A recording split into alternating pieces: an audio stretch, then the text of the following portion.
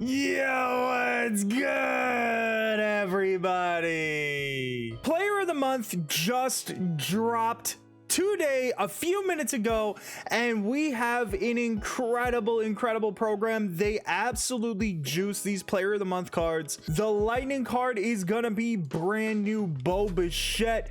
I'm gonna go through all the player of the month cards, and I'm gonna let you know my thoughts on which cards are worth it, which cards aren't, if this program is completely worth completing. If you like this sort of content, please give the video a thumbs up, subscribe to the channel. It helps out a lot.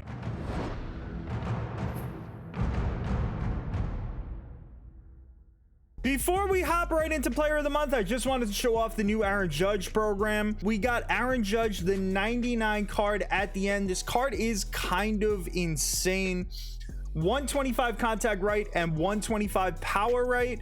And then he's got 107 contact left and 125 power left, as well as diamond defense, 95 fielding. He's got a 93 arm, 99 reaction, and he has 70 speed. I wanted to show you that as soon as possible before we got into this, because you can complete this program as you complete player of the month. There's going to be moments, of course, which is normal, but those moments add up to 36 points. This program is actually super intense.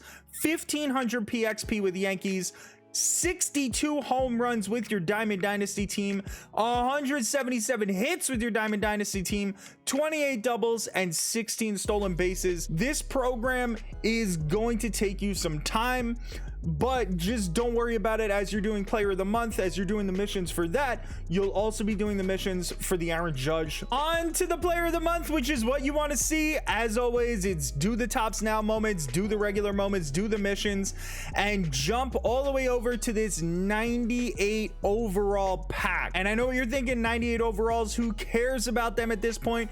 But there are some really solid cards in here. The first card that we're talking about is Camilo Duvall, and Camilo Duvall is actually kind of cracked. 116 hits per 9, 111 Ks per 9, 96 walks per 9. 96 walks per 9 is gonna keep him under control, you know, keep that PAR at a reasonable number. 116 hits per 9 is gonna keep your opponent's PCI down completely. But the thing I love about Camilo is this pitch mix. Slider, cutter, sinker are the three pitches that you really want to be able to tunnel. He's got a slider at 88 miles an hour, and his cutter has outlier on it. So the cutter is going to come in at 101, 102 miles an hour, and that sinker is going to be at 95 miles an hour. So it's not the greatest speed differential, but it is still enough to throw hitters off. Mix that with Camilo Duvall's delivery, his windup, and people are going to have a really rough time against this card. Last year, we got a really good version of him, and he stayed in people's bullpens for a while. The next card in the 98 pack is Eloy Jimenez. Jimenez is not really that great. 97 contact right, 106 contact left, 119 power right, and 119 power left. Jimenez is going to be a great event card. He's going to blast the ball. He's going to hit really well. But all in all, you don't want to really put this in your ranked lineup. Next up is another card I am very excited about, and that is Jose Alvarado. 125 hits per 9, 122 Ks per 9, and 80 walks per 9. That 80 walks per 9 is a little concerning. His PAR is going to be a little bigger, but he has a sinker, he has a cutter, he has a 12-6 curveball, and a fastball. But most importantly, Jose Alvarado is a left-handed pitcher, and there aren't a lot of great lefties that we have in this game anymore. So Jose Alvarado may very well find a place in your bullpen if you pitch really well with him, and if you can get over the fact that the PAR might be a little bit bigger. He has outlier on that sinker, and outlier on the sinker is going to be filthy. The only thing is that he really only has the sinker and the cutter to play off of each other. it's not great. You're not really using that 12-6 a lot. So Alvarado's a guy that I think is going to fit in a lot of people's bullpens, but at the same time, you may not love him, just like almost every other left-handed reliever in the game right now. At first glance, Jose Quintana doesn't look terrible. 110 hits per 9, 103 walks per 9. Those are kind of the numbers that you really kind of want to see on your pitchers, but he's only got a fastball, a curveball, a sinker, and a circle change.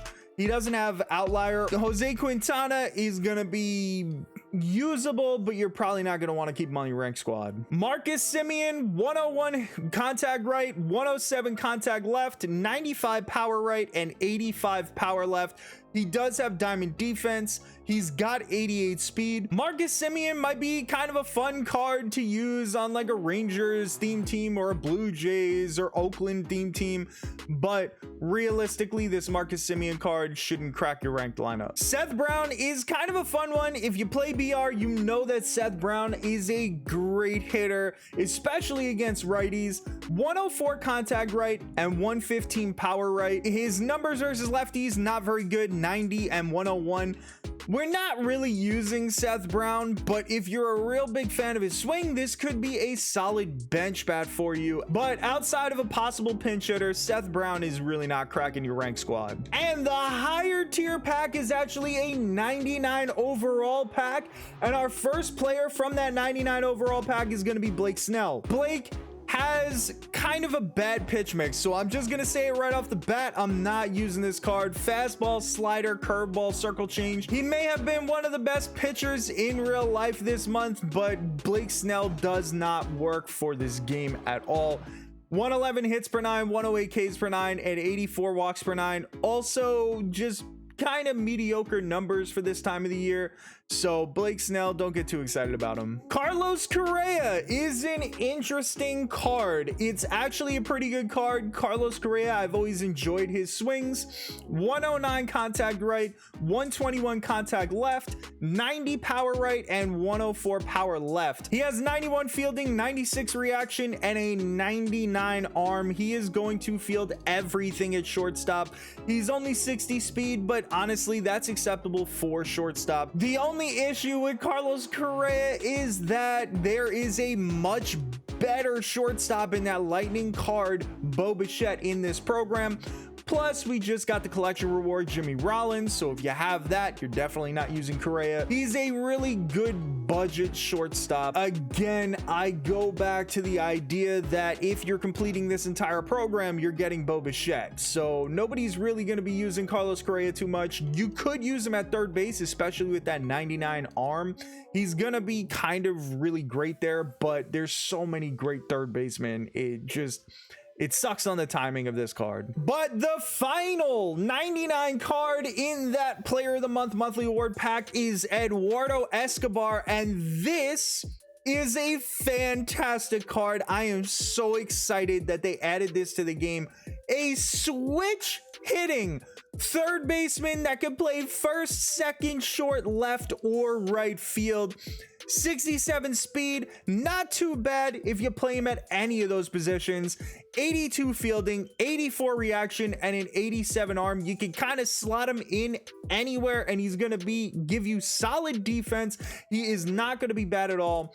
110 contact right, 101 contact left, 103 power right, and 120 power left. Eduardo Escobar is such a welcome surprise to this program. I didn't expect him to get a card, but I love it. Eduardo Escobar's swing is incredible. That switch hitting, you could put him in your lineup. I wouldn't blame anybody for using this card in ranked. I know a lot of people liked his Tops Now card earlier in the year. They kept him in there for a couple months.